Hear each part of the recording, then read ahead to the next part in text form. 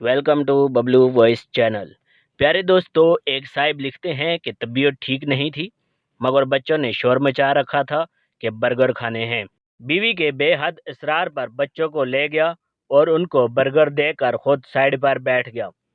बच्चों ने बर्गर खा लिए तो वापस घर आ गया और आकर गोलियां खाकर सो गया। कोई आधा घंटा सोया हूँगा कि बड़े भाई की कॉल आई कि छोटे फेसबुक देखी। मैंने कहा नहीं देखी। क्यों, क्या हुआ? तो वो कहते हैं कि बेहतर है खुद देख लो। साहिब कहते हैं कि जो ही आईडी लॉग इन की तो क्या देखता हूँ कि किसी ने मेरी और बच्चों की तस्वीर शेयर कर रखी है और ऊपर लिखा हुआ है, अमीर लोगों के बच्चे जब मुलाजमों को साथ बिठाकर खिला नहीं सकते तो साथ लेकर जाते ही क्यों हैं। प्यारे दोस्तों, जंगल में शेरनी को रात के अंधेरे में किसी ने छेड़ दिया। अब पता ना चले कि किसकी हरकत है।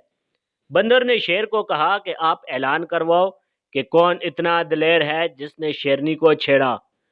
वो बताए ताकि हम उस बहादुर जानवर को जंगल का बादशाह बना देंगे। बंदर की गीदड़ से अनबन थी।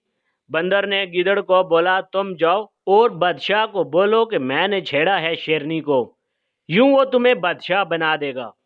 गीदड़ बंदर की बातों में आ गया और अकड़ता हुआ शेर के पास गया और बोला, ओए मैंने छेड़ा था शेरनी को।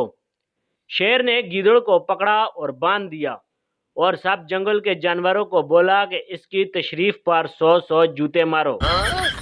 सब जूते मारने लगे।